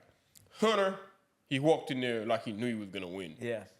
You walked in there as if you didn't give a fuck whether you won or not. I'm just there to bang something. So that's what I'm saying. And as the people, you carry energy. It's the way you walk, talk, the way you dress, the whole 9 yards. But with you just walked in there, he looked like he didn't care. Hunter just walked in there like he knew he was going to win. Like I told him, look, I would have been the house on you right there in that moment because you just looked like you knew. But at the same time, with you, you didn't know what you to had a great fight. like, You didn't know what, like you just knew, like you didn't care. And then and also that it's not like it's a bad thing. It's a good thing because the way you fought, to where you could just tell. It's kind of like right now if you tell me I'm gonna fight a 2-year-old, I'm just gonna know I got a 99% chance of winning. I don't care. I know I'm gonna win. But it was like some sort of weird confidence. I'm not even nervous. I don't gotta fake it. I don't. It's have like it's like a Messi. Like I'm not even nervous. Like like, we're talking about Messi, he's a soccer player. When you see that dude, like he's the GOAT. The GOAT. I don't know shit about soccer. But he got that vibe. If you know soccer, you know that dude just has the vibe like he don't even care. Right. But yet he's so good. He's so talented. Like, is he a cocky guy? No. He's not cocky at all. He just don't care. It's just like the shit come natural to him. Like he's just like he's over there like he doing shit like, man, how the fuck you even do that? But like you see people that train every day. I don't think this dude even work. He train a lot, but you would never think like he's a guy that train. Right. That's how good he is. He's just like give him the ball, say, hey man, just go score. All right. But and then like you said, that's the vibe you kind of get. Yeah, that's the vibe. You kind of like I'm just that good. Okay, ain't nothing to it. But Hunter was like, I'm that dude. Yeah. I am him. But they're both good. He is that guy. Yeah. He's but that. Sometimes there's another guy who's also that guy. And Hunter just had a bad night, in my opinion. No. Hunter's the dude. Don't get me wrong. Yeah. I love Hunter's the guy. I love Hunter. No, Hunter's the guy, and like, especially when we got a chance to actually sit there and talk with him, he's that dude. Next fight, shit. Oh yeah. I might not bet the whole house. I might bet a room. Within your next fight, you said you're fighting August 3rd, I believe, right? On August 3rd, like, what kind of pressure that puts on you to where you don't even know who your next opponent is, what kind of style he bring, whether they're like a wrestler or grappler or somebody that strikes. Like, how do you prepare for a fight that's so close and yet you have no idea who you're fighting? You just gotta trust in your skills, man. Like I said, I stay in the gym, making sure I'm well-rounded, working on everything that I need to be working on. And at this level, as a pro, you should be ready for everything. If you're not, then you probably shouldn't be a pro, right? So it's just more of the same. You know, I'm not too worried about these guys. Like I said earlier, I trust my skills and make them fight me rather than me fight them. You know, I know I can be in the UFC, so I should be ready for any of these guys. I got you. Like another thing, also, a previous fighter we had up in here said. He said he's not even training for the guy that's in front of him. He's training for the best. Like he said, like whenever he's training, he's thinking Habib, those type of guys. The Sean O'Malley's. Yeah, that's who he was training for. So he's kind of like, if I'm ready for that guy, you ain't nobody. Yeah. Is that the same way you approach training? Yeah, you got to think like that. And a lot of people, like, they'll laugh it off or whatever. But it's like, I'm training to get to that guy. And I think I can beat that guy. So as long as I'm putting in the work and shit like that, then these guys right here should be no problem. But there's a lot of guys who fake this, and, you know, they get exposed rather soon. And also as a dreamer, as a fighter, as one thing we can all understand, you guys' mind are just wired differently. It's kind of like that confidence y'all bring to an extent. It can even sound crazy when y'all said it aloud. But let's just say within that path, within that progress, you said, man, I'm training for Sean O'Malley. I'm training for all the best and the greatest or whatever. But let's just say within that process, you lose a fight or two, in a sense. Do you think in a way that can affect your confidence to where you can like, okay, maybe I might not be ready or maybe that's not what I really want to be? Yeah, of course. But that's the game we play. You got to have these lessons along the way, you know, and I'll probably lose one before I make it to the UFC, but that's a testament of not that I'm bad or whatever the case. It's that you're taking the right fights, you know, that you're not trying to pad your record up until you get there, you know. It's a hard balance to find, but losses aren't everything. Some of the best fighters in the world have lost, you know. Sean O'Malley's lost. Yeah, he has. You know, I mean, technically. If you hear him talking, he said he ain't lost. You don't even know what they're talking about. And that's fair. And that's almost the way you got to think. It's like, that was a fucking fluke. Let's do it again. That's the way I am. If you beat me, okay, come beat me again. I already forgot about that shit. Like, yeah, I got when did you beat me? I don't remember that. Yeah, I got amnesia, bro. I'm ready to go again, bro. Just to touch up on like I said towards the end, we always just got the question. If you had a chance to talk with your younger self, what would you actually tell them? Like having the knowledge you've acquired over the years, understanding the fight word, what it takes or whatever. If you had a chance to speak with your younger self, what kind of message would you translate to him? Just to take it more serious take it more serious and trust the gift that I was given. You know, I always felt like this is a God-given gift. Still feel that way. Because like I said earlier, there's people who train way harder than me, and I don't think, and I don't even want to say that, but You feel like I'm skill-wise better than, okay, like, and that's not a testament to say that I'm this good. It's just no, I know I was given a gift, and so I would tell myself just embrace the gift and believe in it and know that you feel this way for a reason. You know, don't just think you're crazy or that you just enjoy this. Like, I've always known this was a gift, and I wish I would have believed in it more sooner rather than just, try to make myself be good at something, Got you. Yeah, like I always said, I know, to me it's like a double-edged sword questions, because, get to that, the knowledge you acquire now is based on the lessons you learn, right, and stuff like that. So you can get to this point. So it's just like, because the path would have changed pretty much. You know what I mean? So if I know, if you was gonna get in a car accident and somebody tell you, hey, avoided it, maybe you would have to go to the hospital. Yeah. And you probably have to do this. But now you don't have, you know what I'm saying? Yeah, so many times. Different. Yeah, he could have been he like, had the knowledge. Yeah, he could be like so many. It can be a good thing, and at the same time, it could be a bad thing. In some level, you know what I'm saying? Some people that just had people handed. So many times you see some people got shit handed to them. Yeah. And then they're not hard at that, they don't understand life. Yeah. They struggle and nothing like that. Yeah, they don't understand real stress or whatever. But yeah, it's like you said, it's about the lessons and the mistakes. That's what makes the journey beautiful, in my opinion. It's not, The knowledge is one thing, and doing things the right way is one thing, and that's good too. But messing up's also a great part of life. That's I fucked up a lot in life, a lot more times than most people. But one thing I pride myself on is I've always, every single time, learned from my mistakes, and that's part of the journey. That's one of the best parts of the journey, is the lessons you learn along the way. All right, now we gotta get to the quick fire questions. Quick fire, which means we ask first thing that popped to your mind, you answer. If you had to live in a city for the rest of your life, where would that be? If I had to live in a city, it would probably be somewhere in Washington or somewhere in Oregon. I don't know. Have you ever been to Oregon? I've been through both. I worked in Washington for a little bit, so I passed through Oregon along the way, and it was like the prettiest shit I've ever seen. And I just love the vibe out there. It just felt right. And I can understand that. I relate that to a sense, like Montana. As I said, never been there. But whenever I've seen it, and I remember never been there? Never been there. Okay. And that's what's so crazy about it. Okay. And I've never been there, but I'm gonna tell you what. I had this guy, older guy, I used to work with, and I was about to retire. And I remember he bought like a 40-acre land with like a freaking ranch within it, and he was showing us pictures. He was like so excited to get there, and it looked like the most peaceful place I ever seen. Yeah. And I feel like, from the pictures alone, I feel like once you get there, you'll be within peace. And then I started looking within Montana, and I've always, I almost end up working there, going to Montana. And interestingly enough, when I knew, okay, I'm gonna end up moving to Montana to work there, I started doing a bit of research about it, pictures. The only thing I saw that I didn't quite like was, in the winter, the average -5. That part. That changes. That part was like, oh hell things, no. Let me stop on this for a second. But like whenever I see the pictures, like within the summer, how it looks, the trees and everything they got going on, I feel like that's like such a beautiful and peaceful scenery. But that's for me. What's the weather like in Haiti?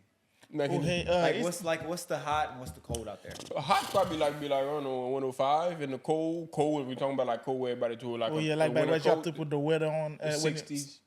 So about the same as Louisiana almost. Yeah. No man. Y'all Y'all get to like, hey man, when it goes to 69 degrees, to me, I already got thermals on and everything. Yeah, that's what I'm saying. The 60s, and we're talking about 60s. like that's a bad day. 60? That's the coldest day. 60? Yeah, I think we got 61. I think But what's the heat? that'd be like the in bottom. medium all year long, solid 70. Yeah, 'Cause 70. we Is in it the hotter here or there? Oh yes, I think it's hotter here because The humidity? humidity. that's one thing, and we don't have that many. I feel like that. We're in a tropical island. There's a lot of wind also. That's one thing, okay. and I said that the asphalt, like having like Yeah, concrete. y'all got a lot of asphalt that push the heat back upward. We don't have that, all that. And then plus, like I said, the tropical island too, where it's kind of like, yes, it's it's always hot. windy. Yes, you get a good wind, and all that helps. That's why we don't mess with the cold. See, like, the you know, cold I bothers don't like me. the cold either, bro. Man, I know some people that prefer the cold. Like right now, I know it's hot as hell outside, but I can live within Yeah, that. All I'd I do rather is sweat I'm sweating. all day. I'll sweat. That's all there is to I it. But cannot within the stand cold, the cold. that shit paralyzed me. Yeah, I Man. can't move. Yeah, Everything man, fucking paralyzed hurts. me. I don't want to train. All that shit sucks. Man, 69 degrees. I got thermals on, Yeah. and I'm not playing. I mean, I'm straight up 69 degrees. I got thermals on. Like, Yeah. you got to 65. No, I'm good on that. And just to move forward, if you had to eat one meal for the rest of your life, like we're talking about breakfast, dinner, and lunch and dinner, what would that be? Pizza is not included. It'd be rice and gravy. Me? Hands down, rice and gravy. And like you're from out here. Yeah, of course. Okay, like that's truly southern. But I feel like that's why we ask these questions. The answer gonna reveal so much in a sense. Yeah. So, what's your Go. favorite restaurant in town? Favorite restaurant in town? You about to If say? it'd just be somewhere Mexican. I don't eat out much because I'm always in fight camp or whatever. But yeah, definitely somewhere Mexican. Whatever. I'm not picky. But you never been to a restaurant, you be like, that feels good. I want to come back. Not really, Not really.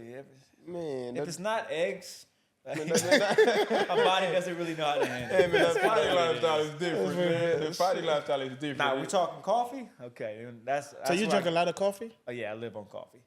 Live on coffee, bro. But Man, do you feel like you needed to just stay amped up all the time? That's just like my drug.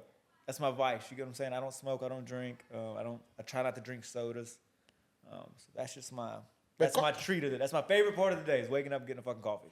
Yeah, but the coffee don't. At this point, like when you drink it so much like this, your body get used to it. You don't even get no energy out of this, huh? No, and Yeah, that's a problem sometimes too. Yeah, I'm like, you don't get this shit no- don't even help me. Yeah, he's not gonna It's help. just more him of a no mental thing. Yeah, he's not. I mean, me and coffee were trying to like. I don't tryna even help drink. me. I don't drink coffee at all. I mean, if I want to stay up, Now if Like I an drink an limbo, no? espresso, like the 2 shots of espresso or something, then I'm fucking. You're amped up. You're ready to go. I'm tweaking. I'm like, get me off of this But shit. I'm gonna tell you what though, like as a fighter yourself, I gotta ask you this though: is there like something you guys take since you're a coffee guy? You're like, hey man, fuck, give me 2 shots of espresso before I walk into the cage, type shit. Oh hell no! See, Hunter drinks them Bang energy drinks or whatever Yeah. before fights. And I don't know how he does it. That shit is crazy to me. I get that sugar rush. Yeah, I don't. I'm gonna tell you what, like I'll do that before I go for a run too. Like if I'm going for a run, I'm gonna get me like a freaking Monster or some shit like that, no, and bro. drink that shit. Oh, It works hell for me. I guess we all wired differently. yeah, no, I fuck gotta get a. I think C4. I drink the C4. Yeah, that's what I'm See, saying. that's way too much caffeine for me. Anything yeah. more than a cup of coffee, and my brain is. So you don't take nothing. You just go in on pure adrenaline. Like your adrenaline just pushes you within the cage. Yeah. Ah, that's good. Well, that's great. That's great. So you say like if you had to fight a fighter and you want to knock him out before when you get to the UFC, who would it be? If I had one fighter I could fight as far as like a art, like display our arts and shit like that, it would be Sean O'Malley. If there was one guy I'd want to hurt and knock out, it would be Cody Garbrandt.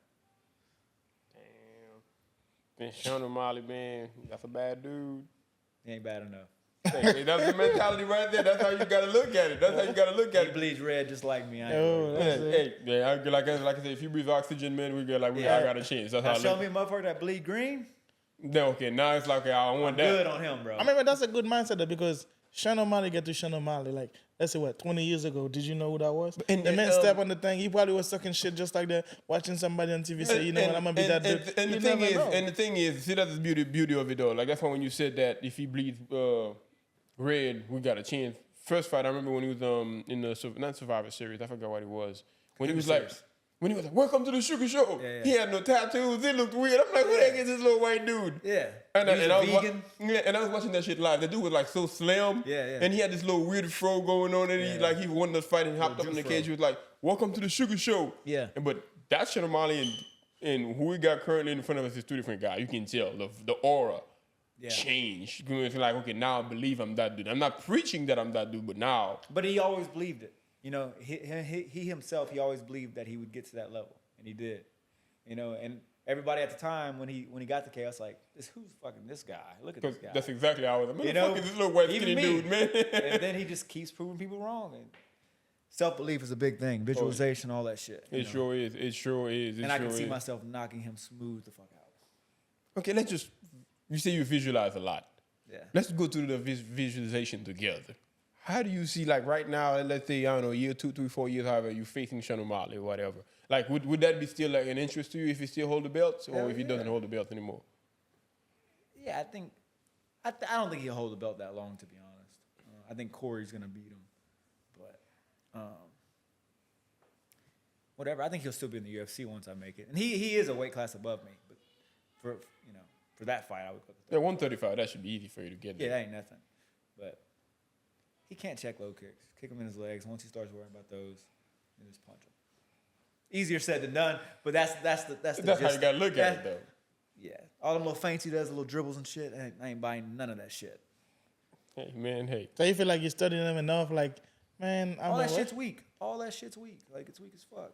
It's good if you let it be good. It's snake charm, right? You just I love when those things like, you know, like he's just, you know, there's some people that like, you know, they so good they're not even trying. They can win the game. They understand the game. Like you just like, you know what I'm saying? Like, I don't have to do the shit that you do. I don't have to go to that level that you go. I can just that's nothing to me. I'm just gonna go over there. And I really believe in it because I had a chance to see you fighting and you're in that cage like you was floating. You ain't like, you don't care. You don't give a shit. Like, dude, that was one of my worst performances.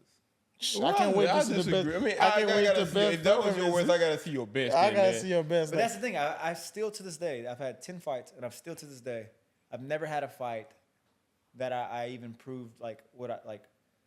I've never had a fight where I felt like I proved even like 60% of what I can actually do, like what I do in the gym. You know what I'm saying? Like every fight, like this one, I don't know. I just never felt in danger in this fight. It felt like sparring. Like I couldn't lock in all the way.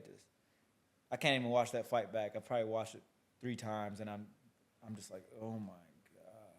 But do you think, like as they say, in order to dance, your dance partner got to be up to the standard? Yeah. Do you feel like to an extent you didn't really get a chance to really do what you really wanted to do because your partner wasn't? Yeah, he should have been sleeping in the first round, but like you said, he wouldn't bite on nothing. He's a tough kid too. I like Julian a lot, but like I said it before this fight. Like I've kind of always like fought to the same level of my opponent. Yeah, although I know I'm better than all of these guys, I'll do just enough to win, right? And I need to get past that. And I feel like I did in this 2 years off, but maybe that was just ring rust showing in the cage that night. But either way, one of these days, August this 3rd. Next performance, it's coming. August 3rd, that August dude 3rd. about to get it. Hey, I just need a good dance partner, and the world will see. I won't be so crazy. And after for that. sure, I'm gonna be there. I want to see Oh, that. yeah, 'Cause I'm not missing honestly, I like the energy when somebody bring when they just show you that the guy doesn't even belong in the cage with them, and then that's why That's what I'm trying to show, and I know I can. I gotta August 3rd. Just give me a good dance partner, and like I said, I won't be so crazy after that. After the world sees what my team sees, I won't be so crazy then. All right, man. Hey. Yeah, shit. Like, man, I mean, that was really a good episode. That was a good time talking to you, and I mean, I got a chance. Oh, I don't want to forget about the fight. It's already settled before the. I don't know if it's after August 3rd. When if it's gonna be. Like when I'm gonna when you got his 2 weeks, we're gonna make sure you got his 2 weeks in. Okay. Where I'm gonna whoop his ass, like, you know, it's on. I mean, I'm gonna train, and my coach gonna be like, come. No. Okay. But he doesn't. Hey man. Hey, that dude got no cardio at He all. does circuits though. He's getting there. But have you ever seen his cardio? Have you ever tested his cardio? Yeah, I can win, bro. Okay. Yeah, you see, like, you know, this is what's funny though. This is why he's gonna get his ass kicked. You know what? I'm the underdog. Yeah, exactly. I'm an underdog. I'm gonna keep it that way because one thing I know is, you know what? I'm not even gonna show him my kick. Exactly. I'm not even gonna show him. I don't know nothing. All right, talking Just about thing kick. is, you got somebody that's been training, you got somebody that don't train, and you got to see my kick off camera. What's more impressive? I got longer legs. I'm more athletic, and that's what I'm saying. No bullshit. Well, whose is better? Yeah, the kick wise. Vadim.'s. Yeah, I feel like you're being biased on this, man.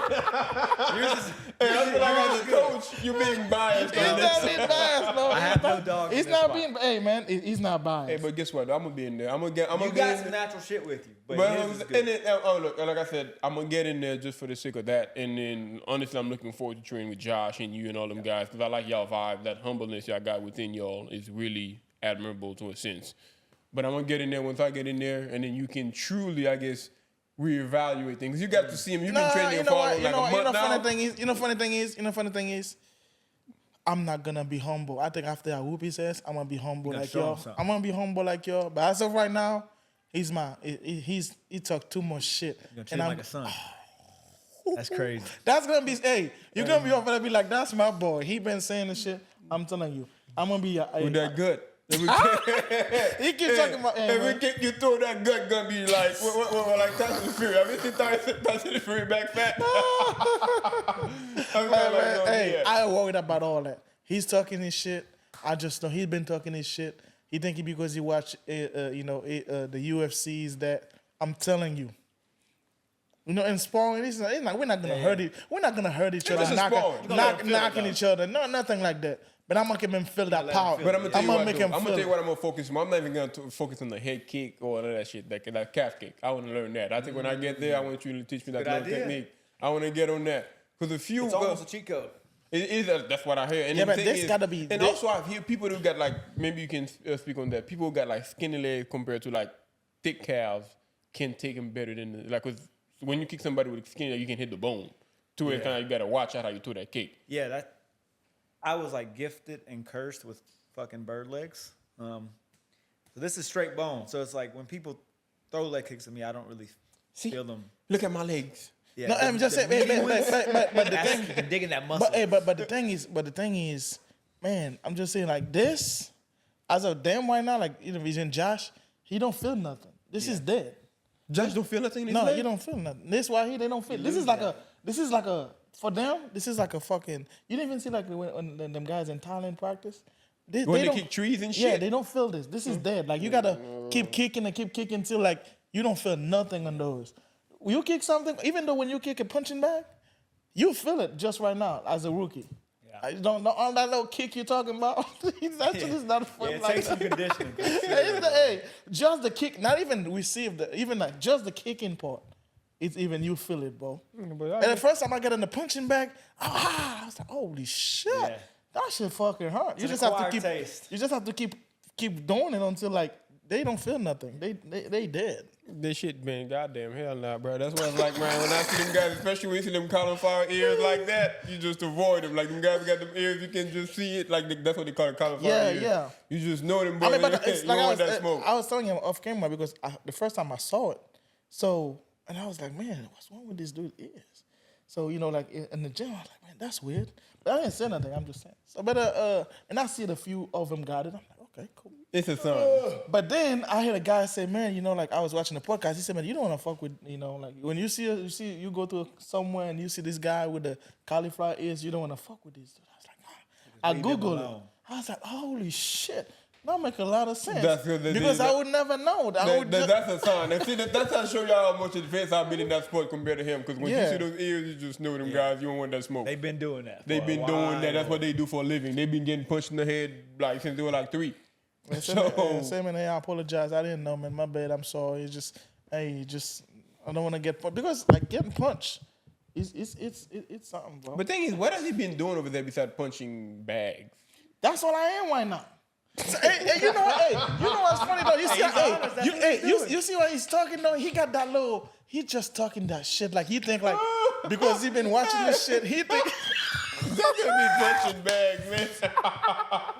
Nothing been He put does in the bed. circus too, man. He does the circus. Hey, you see, the circus will change you, man. Hey, you know, funny thing is, I wanna go. Hey, you know what? I'll be over the first day he goes. I'm gonna be over there.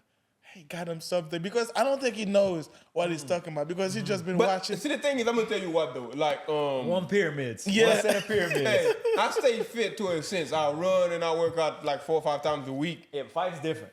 I'm sure it's There's a different, whole but I different feel cardio. like I got Yeah. that edge over him in that sense. That's why I'm like 2 weeks I can catch up to where he at. You get me? I wanna see it. Hey, because the reason I'm saying it's not gonna catch up because the minute I know it's on. The minute I know it's on because I already got my punching bags. I got everything on. Right. And I train I train every day, even though when I'm not in the gym. The combo I practice. Hey, you know how Jon Jones said he parties 2-3 weeks before the fight and show you up know and what with I'm everybody there? Hey, you know what? Hey, look, I'm the underdog. Let him keep talking this shit. Hey, I that's just how wanna I go feel. over there. Give him 2 weeks. As a matter of fact, take as long as you want. But just thing I know is when we go sparring on a Friday, we're gonna go over there, just me and him and Josh. Everybody's watching. Yeah. Cameras and everything. Cameras and everything. And that's the Haitian King Podcast fight. Where I'm gonna make you look so stupid as fuck, bro. Hey, I'm gonna tell you what I'm gonna do. I'm just gonna let him tire himself out. Cause I know I'm he ain't got no cardio. I'm not gonna even be We're gonna work on the cardio. He ain't man. got no cardio. I know that for a fact he ain't got no cardio. His cardio don't compare nowhere near to mine. I run unseen. Like, I haven't done that in a minute now, but I used to go in about I-10 and just run unseen, do like 5 laps. That level And of I've been disrespect. inviting that dude since as long as I've been doing that. He know you don't want that smoke because he ain't Yeah, about that hey, life. boy, it's like that disrespect. I take it. But hey, he ain't got no Let it cardio. fuel you, bro. I kill everybody. Like I said, hey man, say, we man, gotta look, hey, right, we that- can do this shit all day. That's what we do all day, every day, Hey, on the man, phone, so, face hey, to face or whatever. So how you feel about this whole? I mean, it's a conversation. How you feel about having a conversation with just in the Haitian? Hey, it's King good, Podcast? man. I enjoyed it. It's not. I don't like interviews so much. You know, they tend to just like. You feel like you're getting drilled, Yeah, like it's like somebody's trying to pull something out of you that ain't there. Yeah, just like I don't know. It just feel weird. This is like just chatting with the bros. Yeah, like he was just chopping it up. That's why we're trying to keep it that Yeah. way. And thank you so much for coming to the show. Thank you everybody for watching. Thank you for supporting this channel. We couldn't make it, without y'all. There is no way without you I would have this badass Austin Soileau that's gonna train me to the highest level. So I'm gonna leave it at that. And thank you so much for everybody for watching. Thank you for supporting us. And thank you so much, Austin, for coming to the show. Thank y'all, man. All right. Yep. So we do the August 3rd thing. Oh yeah. Oh, yeah. Before we end this, let's do this. Let the people know what you got coming within your fight in the whole 9 yards. I mean, we already told us, but make sure everybody knows. Okay. Yeah. August 3rd, Lake Charles Civic Center for Peak. That's in the works. It's not guaranteed yet, but it's like 85% done. So yeah, August 3rd, 2-0. This next motherfucker's going to sleep. So. Hey, you heard Ooh, it from he the said- man himself. Yeah, you heard it here first. You heard it from the man himself. And if you got a chance to see him fight the last time, you know he can back up what he's talking about. And we're just going to leave it at that. August 3rd, show up and find out for yourself. And Yes, then sir. and like, share, and subscribe. And thank you so much. All right. Hey, I feel like it's anyway been better. Hey man, I feel like we can go. Hey, Talking with us and we can go. hey, we can do that. Like sometimes we gotta watch ourselves. When we first started doing this shit, we just be like, hey, man, we just bullshit, and before we know it, like 3 hours, oh shit.